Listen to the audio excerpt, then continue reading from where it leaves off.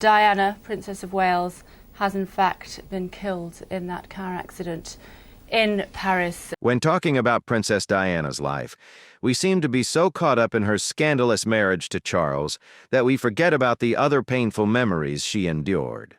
Experts insist that Diana was the most pitiful woman on the planet because it was only after her death that her personal tragedies were brought to the attention and received belated sympathy from the public. To fill in the gaps in our understanding of Diana, don't miss this video. The first thing anyone who is a fan of Princess Diana needs to know is that her childhood was marked by deep emotional turmoil and distress, a fact that came to light in a compelling and controversial way in 2004. That year, NBC aired the first installment of their two-part documentary series, Princess Diana: The Secret Tapes. This series features a trove of intimate footage recorded between 1992 and 1993 at Diana's Kensington Palace residence, captured by Peter Settelen, who was both a friend and a voice coach to the princess. The tapes, which have been the subject of intense scrutiny and debate, offered a rare and candid glimpse into Diana's personal struggles. During these recordings, Diana opened up about her turbulent childhood, an aspect of her life that had largely remained private until then. Her reflections on her early years revealed a profound sense of distress and abandonment. Diana shared with Settelen the painful memories of witnessing her parents' tumultuous relationship. She recounted an incident where she saw her father slap her mother, an episode that left her in tears on the floor while her mother wept. This disclosure underscored the emotional volatility of her early years and the impact it had on her young psyche. Diana's admissions during these interviews were more than just personal revelations. They were a window into the broader emotional environment of her upbringing. Her parents, Earl Spencer and Frances Shand Kidd, were embroiled in their own issues, which significantly affected the familial atmosphere. The instability and distress within the Spencer household left a lasting imprint on Diana, contributing to the emotional struggles she would face throughout her life. The airing of Princess Diana. The Secret Tapes was met with significant controversy. The decision to release such personal and sensitive material sparked debates about privacy, respect, and the ethics of broadcasting intimate details about someone who was no longer able to defend herself. The documentary drew criticism from various quarters, including those close to Diana, who felt that the airing of these tapes was an intrusion into her private suffering and a breach of her dignity. At the time, the BBC also obtained access to the tapes and considered producing its own documentary based on the footage. However, the British Broadcasting Company decided against it. The primary reason for this decision was the potential backlash it could provoke from members of the royal family, particularly Diana's ex-husband, Prince Charles. The BBC's concerns centered on the possibility that the documentary could reignite old conflicts and cause unnecessary distress among the royals, reflecting a broader tension between public interest and personal privacy. Princess Diana's life was often the subject of public fascination and speculation, and one of the most talked about aspects of her personal life was her alleged affair with British Army officer James Hewitt. This rumor was given substantial credence by her former royal protection officer, Ken Worf, in his 2002 memoir, Diana: Closely Guarded Secret. Worf, who became one of Diana's closest confidants during his time by her side, provided a detailed account of his experiences with the Princess of Wales, revealing intimate aspects of her life that had previously been shrouded in mystery or dismissed as mere gossip. Ken Worf served as Diana's protection officer during some of the most turbulent years of her life.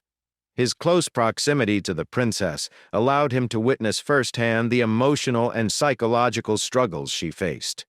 Worf's memoir, published just weeks before Diana's tragic death in Paris, became a controversial yet revealing source of information about her private life. The book's most sensational revelation was the confirmation of Diana's affair with James Hewitt, a British Army officer. According to Worf, Diana's affair with Hewitt began after she discovered that her then-husband, Prince Charles, had resumed his relationship with his longtime mistress, Camilla Parker Bowles. This betrayal by Charles reportedly left Diana devastated and searching for emotional and physical intimacy elsewhere. Worf described Diana as being shattered by her husband's infidelity, a state which made her vulnerable and eager for an affair. James Hewitt, described by Worf as a natural womanizer, provided Diana with the attention and affection she desperately needed at that time. Worf recounted how he would often accompany Diana to her secret meetings with Hewitt, ensuring her safety and maintaining the utmost discretion. These clandestine encounters were characterized by a deep emotional connection, as well as the physical passion that Diana yearned for, but found lacking in her marriage to Charles. James Hewitt's involvement with Princess Diana is one of the most intriguing and controversial aspects of her personal life, and Ken Worf's memoir, Diana, Closely Guarded Secret, sheds considerable light on this affair. Worf, who served as Diana's royal protection officer and confidant, provides a detailed and candid account of the dynamics between Diana and Hewitt, highlighting both the passion and the eventual strain that characterized their relationship. The affair between Diana and Hewitt began in a climate of emotional vulnerability and betrayal. Diana, deeply hurt by Prince Charles's ongoing relationship with Camilla Parker Bowles, sought solace and affection elsewhere. Hewitt, described by Worf as a charming yet somewhat caricatured ladies' man, seemed to provide the attention and validation Diana craved. Their secret meetings were often facilitated by Worf, who ensured Diana's safety and privacy. Worf's memoir recalls the first time he accompanied Diana to meet Hewitt at his mother's secluded cottage in the Devon countryside, a place Worf dubbed the couple's love nest. According to Worf, Hewitt greeted them with an overly enthusiastic welcome that struck Diana's bodyguard as absurdly theatrical. Worf's initial impression of Hewitt was that he fit a stereotypical image of an over-the-top, public school-educated Army officer, which he found both amusing and somewhat ridiculous. Despite the passionate start, the pressures of the clandestine relationship soon began to weigh heavily on Hewitt. The secrecy and demands of being Diana's lover started to take a toll on him. Worf recounts how Hewitt, overwhelmed by the situation, confided in him, expressing his need for a break from the intense and demanding relationship. "Ken, I need some time off," Hewitt reportedly pleaded. "The princess can be so demanding." Hewitt's chance for respite came with a promotion to major and a subsequent 2-year posting in Germany. This professional advancement provided him with a legitimate reason to distance himself from the affair, though it came at a high emotional cost for Diana. Worf describes how Diana was left heartbroken by Hewitt's departure, feeling abandoned and betrayed once more. She even threatened to approach Hewitt's commanding officer in a bid to prevent him from leaving, a move that left Hewitt aghast. The potential scandal of an officer cuckolding the future king was a significant concern. Worf highlights the gravity of the situation within the context of the British military and the royal family. The household cavalry, of which Hewitt was a part, would have been severely disapproving of any officer involved in such a compromising affair. This societal and professional pressure added another layer of complexity to Hewitt's and Diana's relationship. Princess Diana's extramarital relationships were often shrouded in mystery and controversy, with several of them coming to light through the accounts of those who were closest to her. According to Ken Worf's memoir, Diana, Closely Guarded Secret, these relationships were not isolated incidents, but part of a broader pattern in Diana's life as she sought emotional connection and support outside of her tumultuous marriage to Prince Charles. Before Worf took on the role of Diana's protection officer, his predecessor, Sergeant Barry Manicky, reportedly became very close to Diana. According to Worf, the royals suspected that Manaki and Diana's relationship went beyond professional boundaries, leading to his dismissal. Despite Diana's insistence that nothing inappropriate occurred between them, Manaki was removed from his position. Tragically, just a year later, he died in a motorcycle accident, which fueled speculation and conspiracy theories. James Hewitt, one of Diana's later lovers, suggested that Manaki's death might have been more than a mere accident, hinting at foul play, although he had no evidence to support this claim. Diana's relationship with Manaki set a precedent for her future extramarital affairs, which were often with men who provided her with the emotional support and understanding she craved. One such relationship was with art dealer Oliver Hoare, an old friend of Prince Charles. Hoare became a close confidant of Diana, offering her a shoulder to cry on during difficult times, which soon developed into a romantic relationship. Worf's memoir recounts a particularly telling incident involving Hoare that took place in 1992. One night, the smoke alarms at Kensington Palace went off at 3:30 in the morning. Worf rushed towards Diana's apartment to investigate and found Hoare cowering behind a large plant in the hallway, clutching a cigar. Diana, who despised the smell of smoke, had presumably sent him out of the bedroom. Worf, with a mix of amusement and exasperation, advised Hoare to extinguish his cigar and return to the bedroom, describing how pathetic Hoare looked as he complied. The life of Princess Diana was not just a tapestry of royal duties and charitable endeavors, but also one filled with personal dramas and intriguing relationships. One such unexpected and rather startling episode involved the then reigning King of Spain, Juan Carlos III. This revelation, which came to light through Ken Worf's memoir Diana, Closely Guarded Secret, provides yet another layer to the complex narrative of Diana's personal life. During one of her state visits to Spain, Diana began to feel uncomfortable with the attentions of King Juan Carlos. According to Worf, Diana confided in him about the situation, expressing her dismay at the king's overly friendly behavior. Diana found Juan Carlos charming, but felt his attentiveness crossed the line into being overly tactile and suggestive. She reportedly described the situation to Worf, saying, "It's awful. Juan Carlos is frightfully charming, but, a little too attentive. He is very tactile. I told my husband, and he said I was just being silly. I know it's absurd, but I'm sure the king fancies me." This situation placed Diana in a difficult position, especially considering her husband, Prince Charles, dismissed her concerns. Charles's reaction added to Diana's sense of isolation and frustration, as he seemed unwilling or unable to acknowledge her discomfort. Diana's remarks to Worf reveal a woman who felt both bewildered and somewhat helpless in dealing with the advances of a powerful and influential monarch. For Ken Worf, this confession from Diana was both surprising and perplexing. His primary role was to ensure Diana's safety, not to mediate in her personal relationships or confront a reigning monarch. Worf candidly admitted in his memoir that Diana's suggestion left him flustered.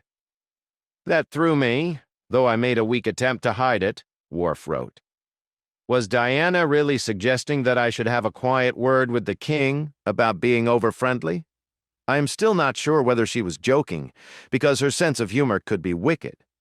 In addition, Princess Diana's struggle with bulimia was a poignant and deeply personal battle that cast a long shadow over her life and her marriage to Prince Charles. This eating disorder, which she developed early in their relationship, was a manifestation of the immense pressure and emotional turmoil she experienced. The seeds of this condition were sown by seemingly innocuous comments from Charles that had devastating consequences. Diana's bulimia began shortly after her engagement to Charles, triggered by his comment about her weight. During the recording of the so-called secret tapes, Diana candidly revealed how this offhand remark set off a chain reaction. "Bulimia started the week after we got engaged," she said. "Charles said, 'You're getting a bit chubby,' and that triggered something off. The first time I made myself sick, I was so thrilled. It relieved me of tension.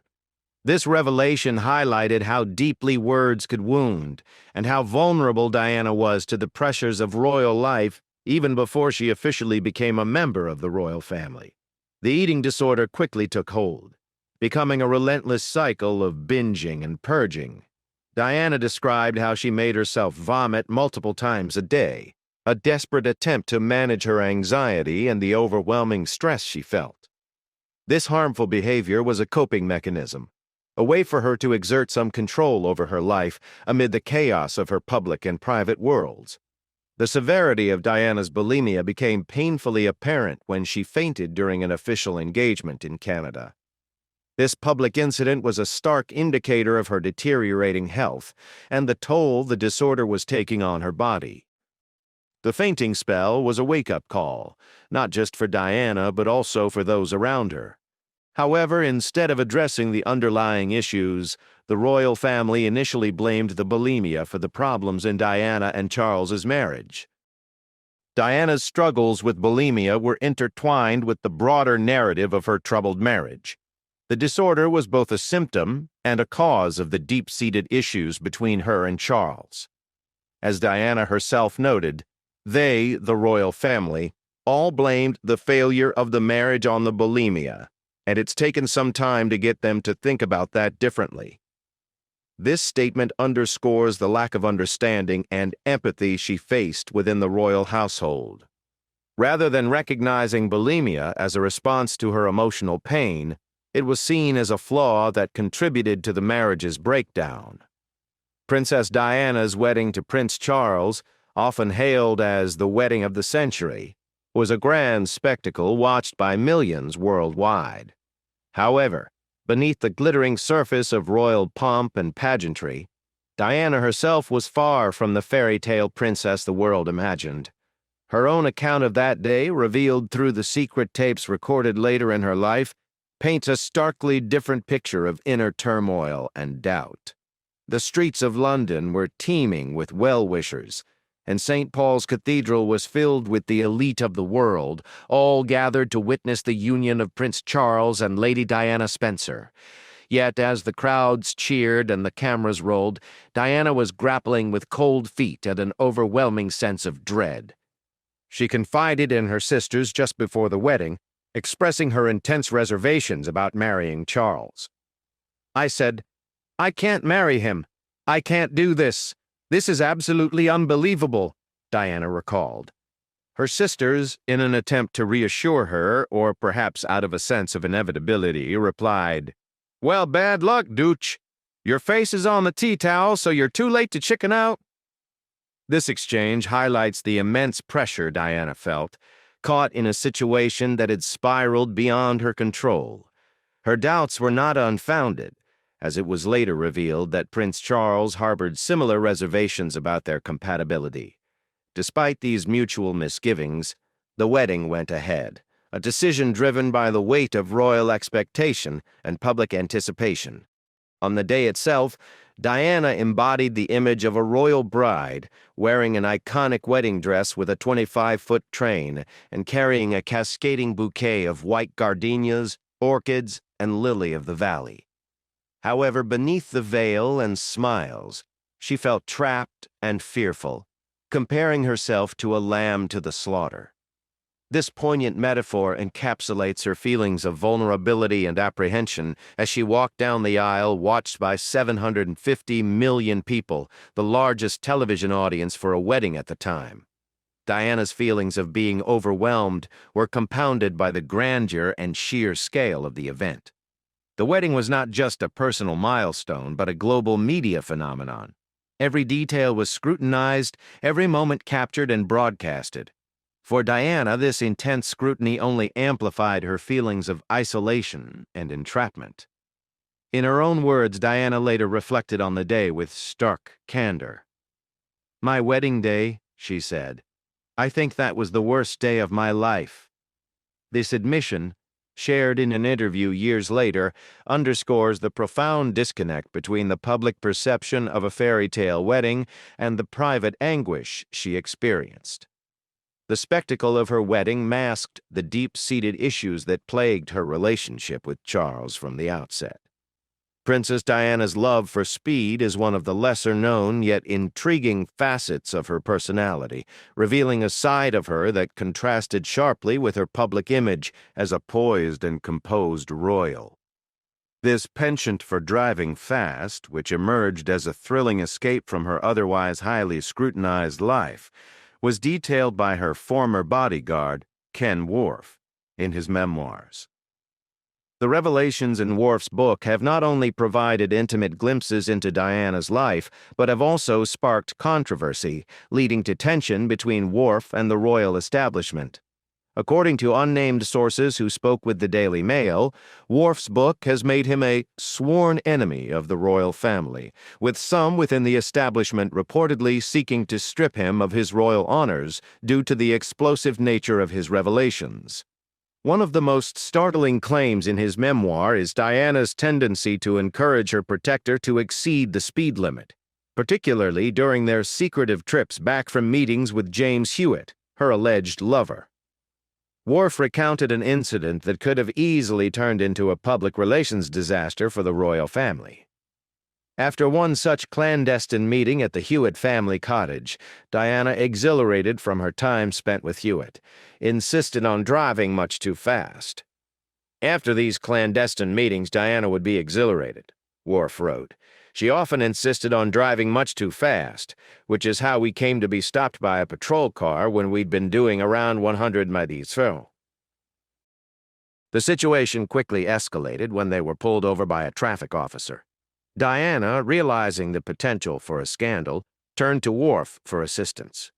"Ken, you'll have to sort this out," said the princess as we pulled over, Worf recalled. However, he stood his ground, refusing to cover up the offense despite her insistence. "I told her firmly that it wasn't my job to cover up offenses, particularly as I had warned her repeatedly about her speed."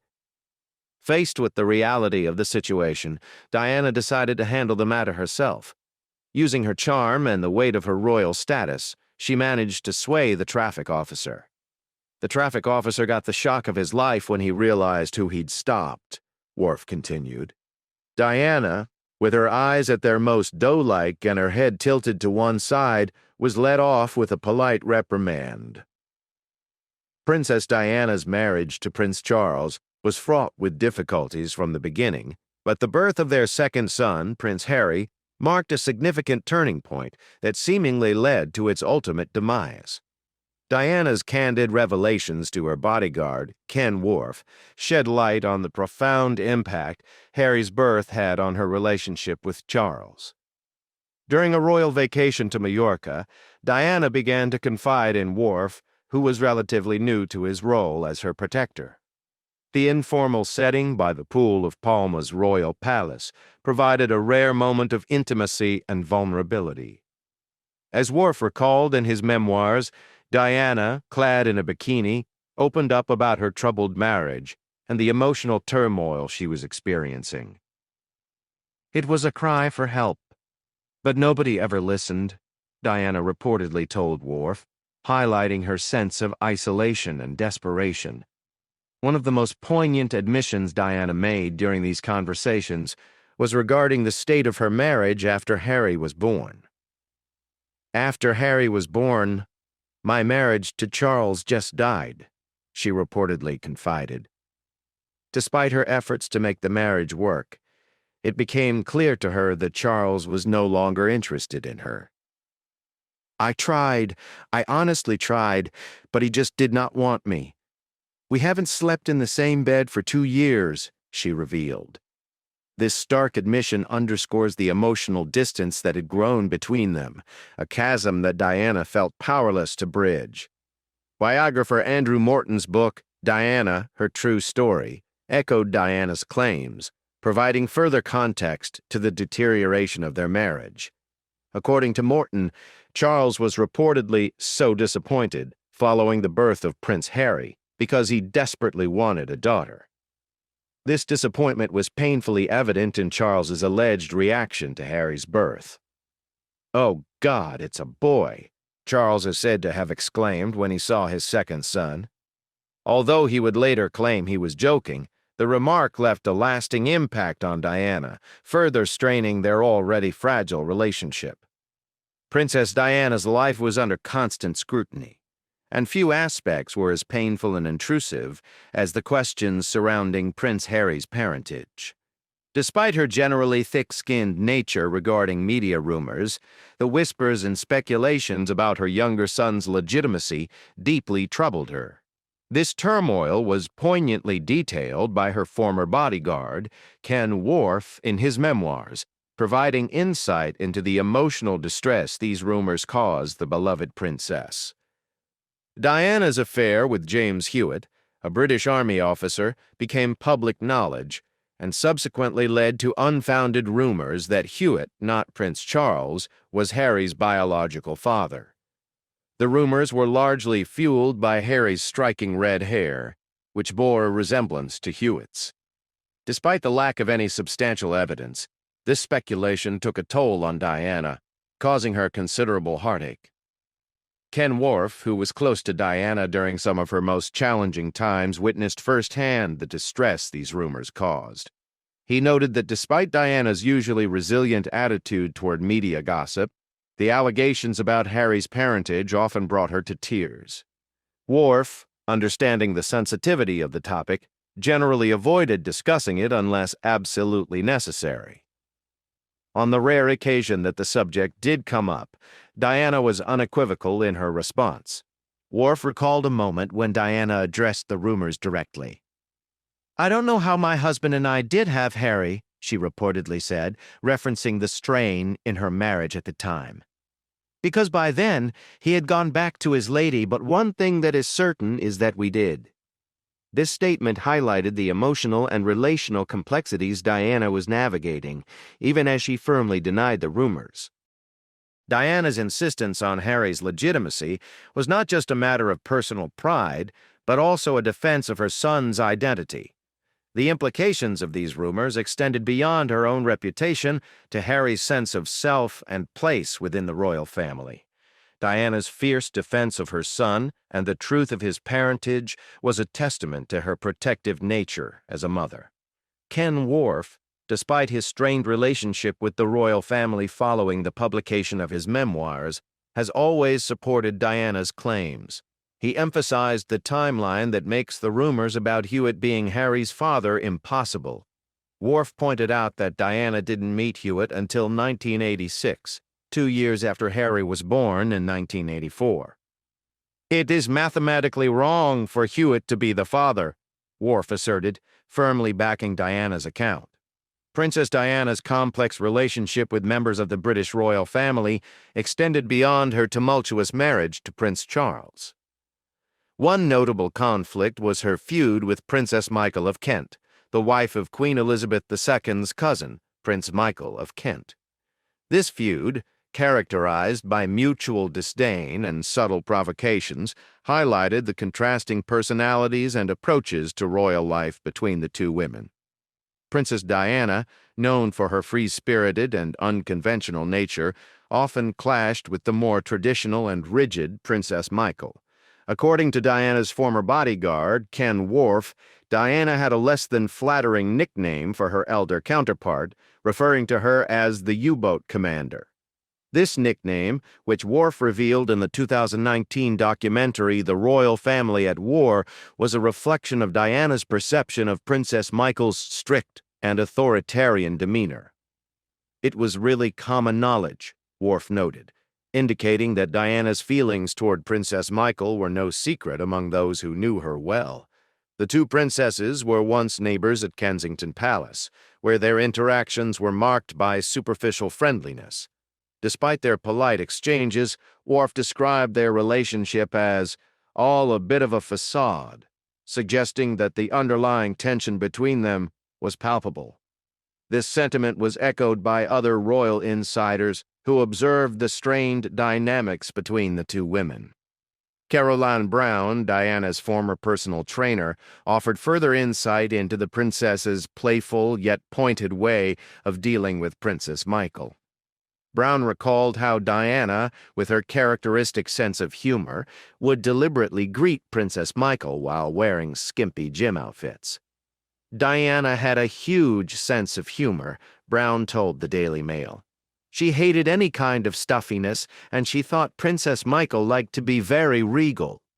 These encounters were Diana's way of challenging the rigid and formal expectations that Princess Michael represented, adding a layer of personal rebellion to their interactions. The tension between the two came to a head in 2005, when Princess Michael's true feelings about Diana were revealed in a scandalous fashion. In a recorded sting by notorious undercover journalist Mazhar Fake Sheikh Mahmoud, Princess Michael described Diana as nasty and bitter. She also claimed that Diana was just a womb for Charles, a statement that starkly contrasted the public's adoration of the people's princess. This revelation, reported by Express, provided a glimpse into the deep-seated animosity that Princess Michael harbored toward Diana. Princess Diana, beloved by many for her grace and compassion, had another side to her personality that endeared her to those around her, her playful and mischievous nature. Despite the often serious and public image she was required to uphold, Diana had a knack for practical jokes and a wicked sense of humor that left a lasting impression on her friends and colleagues. According to those who knew her well, including her personal trainer Jenny Rivet, Diana was an avid prankster. Rivet recounted how Diana's sense of fun was evident in her everyday interactions.